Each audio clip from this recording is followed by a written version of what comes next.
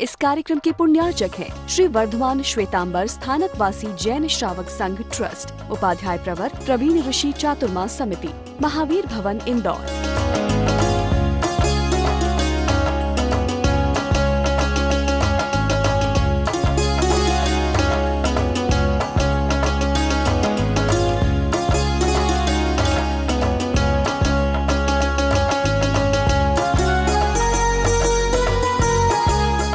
आचार्य भद्रबाहु ने अपने समय के, मैं थोड़ा आगे बढ़ गया हूं, आचार्य भद्रबाहु के सामने जिसमें एक रिपोर्ट पहुंची, एक जानकारी पहुंची कि संत केवल नजीक नजीक के घरों में ही गोत्री जा रहे हैं। किसके पास रिपोर्ट पहुंची? तो आचार्य भद्रबाहु ने पूरे श्रमण संघ को बुला करके कहानी सुनाई। बोले जंगल में फल लाने के लिए, लकड़ियां लाने के लिए कुछ लोग जंगल में जाते थे, वे जंगल के अंदर में नहीं जाकर के बाहर बाहर में ही लेते थे, तो नहीं मिलता था तो फिर उनका मूड ऑफ हो जाता था। लेकिन जो दूर तक जंगल में जाता था उसको सहजता से मिलता था। अब उस समय के श्रमण समझदार थे, समझ गए और वापस शिकायत करने का मौका नहीं आया। तो ये ट्रेनिंग देनी गोत्री की, स्वाध्याय की ट्रेनिंग देना अलग बात और गोत्री की ट्रेनिंग देना डिफरेंट बात। कि कैसे घरों में जाना, किस तरीके से आहार लेना कि आहार देने वाले को लगे कि मुझे सौभाग्य मिला है, वो तुष्ट हो जाए, वो देकर के खुश हो जाए, देने वाले को देने का आनंद आ जाए। और प्रभु ने अपने श्रमणों को, श्रमणियों को संबोधित करते हुए कहा है, मधुमक्खी बनकर के आहार लेना है। मीनिंग समझोगे? मधुमक्खी, मधुमक्खी सीधा आहार नहीं लेती है, वो पहले फूल को ब्लूसम करती, खुश करती, खिलता है फूल, गुनगुनाती मधुमक्खी, और तब वो जाकर के वहां बैठता है। दशवी कालिक में इसको छोटा सा शब्द दिया गया, चियत कुल पवेसे नो अचियत कुले। जिस घर में प्रेम का माहौल है, जहां के फूल खिलते हैं, वही जाकर के उसी घर में प्रवेश करे। जिस घर में तुम्हारे प्रवेश करने के कारण से खुशी का एहसास न हो, वहां पर प्रवेश नहीं करे। क्या क्या ट्रेनिंग दी परमात्मा ने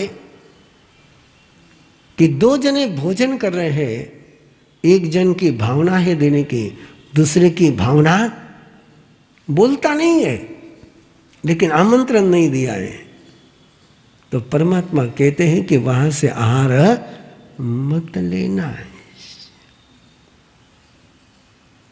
दो जने हैं भोजन करने वाले, और एक भावना भा रहा है और एक भावना नहीं भा रहा है, तो परमात्मा कहते वहां से आहार मत लेना।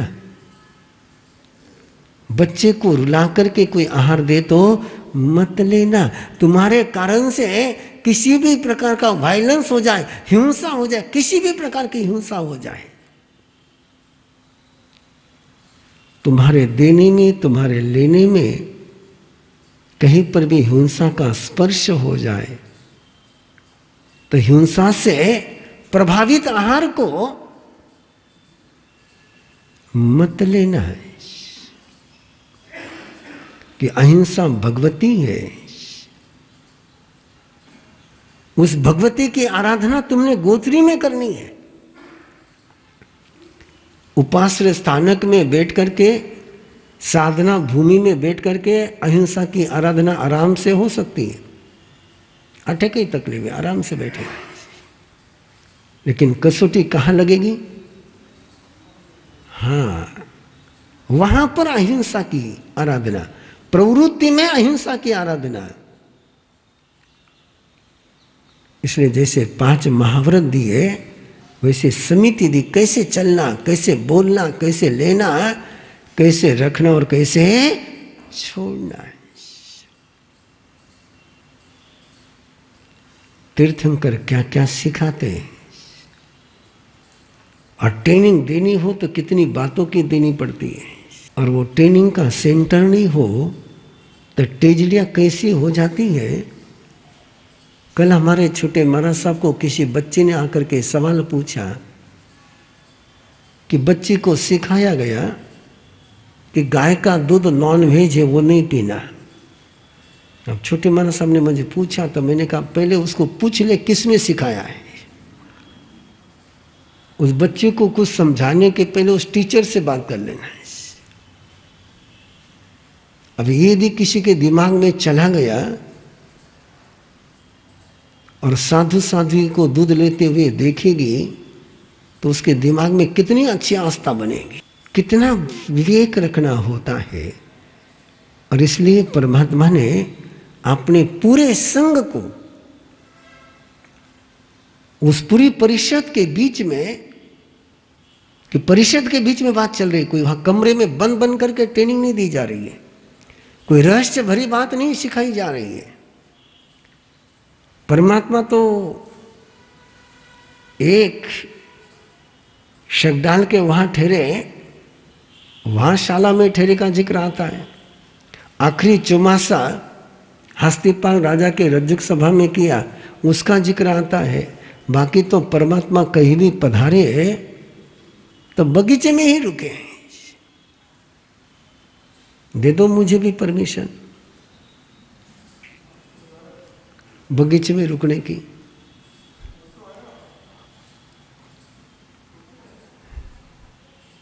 परमात्मा कहाँ विराजते थे? गुणशीलक उद्यान, लेकिन वो उद्यान आज जैसे नहीं थे, है ना। वहां घास नहीं थे, पेड़ थे। क्या थे? हाँ, जरा एक बार आगम पढ़ना तो पता चलेगा क्या स्थिति थी। वहां झाड़ियां थी और घास नहीं था। और जहां झाड़ियां होती है वहां घास नहीं होता है। पूरा वही सूत्र में पूरा जिक्र गया है कि किस प्रकार का उद्यान है। उस उद्यान के शिला पट्टक पर विराज जाते हैं। तो पूरी ओपनली सारी ट्रेनिंग हो रही है। श्रद्धालु भी सुन रहे हैं, जिन्होंने गृहस्थ धर्म स्वीकार किया वो भी सुन रहे हैं। गृहस्थ के साथ 2 बातें हैं, एक गृहस्थ कर्म और एक गृहस्थ धर्म। कर्म और धर्म, धर्म लिया तो आप गृहस्थ धर्म में आ जाओगे, और धर्म नहीं लिया तो गृहस्थ क्या बनेगा? कर्म बनेगा। श्रद्धा और संयम आ जाए तो गृहस्थ का धर्म है, और संशय और असंयम रहे तो गृहस्थ का कर्म है। वो सारी परिषद सुन रही थी कि इतने साधु साधियों को आहार बहुत बड़ा चैलेंज है। और आज ही संघ की स्थापना हुई है, और ऐसे क्षेत्र में स्थापना हुई है कि जहां भगवान पार्श्वनाथ के अनुयायी नहीं है। जो विहार में चलते उनको पता है कि जहां घर नहीं होते वहां गोत्री की व्यवस्था करने में क्या पसीना छूटता है। और 1-2 संत की व्यवस्था करना और हजारों साधु साध्वी के लिए गोचरी की उपलब्धता की व्यवस्था होना, देवन की बात कर रहा हूं मैं आपसे। ये शासन की कथा है। किसकी कथा है? हाँ, कैसे निर्माण हुई व्यवस्था उसकी बात है। और ऐसे समय में इसलिए कहा गया कि उच्च नीच मध्यम कुलाइम अड़ई। परमात्मा ने पहला विधान दिया साधु साधियों को गोचरी जाने के लिए। नीच कुल में भी जा सकते हो, मध्यम कुल में भी जा सकते हो और उच्च कुल में भी जा सकते हो। और ये जैसा उद्घोष सुना, वो 4400 जो 11 ब्राह्मणों के साथ बटुक दीक्षित हो गए थे, उनके अंदर में तो हड़कंप मच गया। हम ब्राह्मण और नीच कुल से आहार कैसे ले? हम तो केवल उच्च कुल का ही आहार लेंगे, नीच कुल का नहीं लेंगे। और परमात्मा ने पहला विधान कुछ किया है गोत्री का, उच्च नीच मध्यम कुलाई माड़ई। जितनी तुमको चर्चा करनी आराम से कर लेना, आराम से कर लेना। छोटा सा स्टेटमेंट देता हूं, आज तुम्हारे धर्म संघ में कोई साधु साध्वी ये दावा कर नहीं सकती है कि गोत्री आगम के अनुसार ला रही है, कि पहला ही नियम टूट गया है। तुम्हारे सारे साधु साध्वी कहां गोत्री जाते हैं? ओनली सिंगल कुल में, जैन कुल में। और जैन कुल में भी और आगे परंपरा के कुल में, और आगे संप्रदाय के कुल में। और भगवान महावीर ने पहला विधान किया, कहाँ जाना है गोत्री के लिए? उच्च नीच मध्यम कुलाइम अड़ई। और जब तक तुम्हारे साधु साध्वी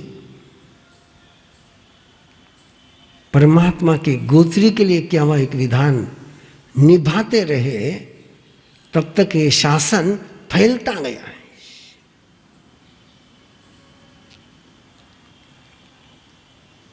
समझ में नहीं आई हो तो रिपीट करता हूं। जब तक जिन शासन के साधु साध्वी गोत्री के लिए परमात्मा ने पहला जो विधान दिया कि कौन से घरों में गोत्री जाना है, वही कुल की मर्यादा का उल्लंघन हो गया, कुल की मर्यादा को तिलांजलि दी गई। सभी घरों में गोत्री जाने का विधान, और जब तक चलता रहा तब तक जैन धर्म के साथ सारे लोग जुड़ते चले गए, जुड़ते चले गए। आप तो नियत घरों में गोत्री, ये घर ये अपना है, ये घर अपना है, ये घर अपना है, वो घर अपना नहीं है। और मैं तो थोड़ा सा उल्टा सोचते रहता हूं, उल्टा सोचते रहता हूं। जिसने अपने माँ बाप का घर छोड़ दिया और बाद में वो ये कहे कि ये घर अपना न वो घर पराया, तो उसने घर छोड़ करके किया ही क्या है?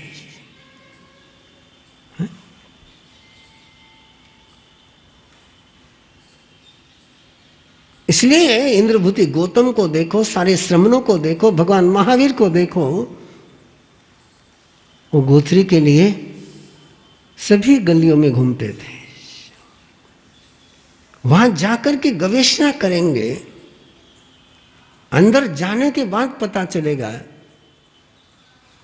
कि उस घर का आहार लेना कि नहीं लेना। प्रवेश तो करना ही है सबके घर में, आहार लेना कि नहीं लेना वो अगला विषय है। लेकिन जैसे आपका सब घरों में प्रवेश बंद हो गया, वैसा सब घरों के आपके यहां आने का रास्ता बंद हो गया है। तुम जाओगे तो रास्ते खुलेंगे, आने के रास्ते जाने से खुलते हैं। जाना बंद, आना बंद। ये शासन की बात चल रही है कि परमात्मा ने उन साधु साध्वियों को जब कहा कि इन सारे कुलों में गोत्री जाना है, कुल नहीं देखना है ना, कुल नहीं देखना, कुल के परे जाकर के अपनी मर्यादा के अनुसार आहार ग्रहण करना। सोच सको तो सोचो उन 4400 ब्राह्मणों की क्या स्थिति बनी होगी, उनके लिए कितनी बड़ी चोट थी ये, कितनी बद्धमूल धारणाएं थी कि आहार तो केवल ब्राह्मण से ही लेना, वैश्य से नहीं लेना, शूद्र से नहीं लेना। और उनके लिए कहा गया कि तुझे आहार के लिए सब घरों में जाना है। ये पहला विधान। और फिर आहार को लेकर के डिटेल जानकारी, और फिर आहार लेकर आने के बाद आलोचन करना है, कहाँ से लिया, कैसे लिया। लाती खाने के बैठने की परमिशन नहीं थी। लाने के बाद रिपोर्ट। और सोचिए 5000 साधुओं की आलोचना करने के लेने के लिए परमात्मा ने उतनी व्यवस्था। 5000 की स्वयं आलोचना सुनते बैठेंगे तो लाई हुई गोचरी को तो शाम तक भी करने का मौका ही नहीं मिलेगा। ऐसे व्यवस्थाएं निर्माण करनी होती हैं कि जो क्रम बराबर चलता रहे। और लाइए वो नजारा सामने कि आपा नगरी के गली गली में, घर घर में परमात्मा के ये श्रवण, परमात्मा की ये साधवियां आहार लेने के लिए पहुंची है। कई घरों में स्वागत हुआ होगा, कई घरों में दूसरा स्वागत हुआ होगा। और परमात्मा ने यही कहा था कि स्वागत हो कि तिरस्कार हो, दोनों का भी स्वीकार नहीं करना है। न स्वागत का स्वीकार, न तिरस्कार का स्वीकार। इसको भी नहीं लेना और उसको भी नहीं लेना है। श्री वर्धमान श्वेतांबर स्थानकवासी जैन श्रावक संघ ट्रस्ट, उपाध्याय प्रवर प्रवीण ऋषि चातुर्मा समिति, महावीर भवन, इंदौर।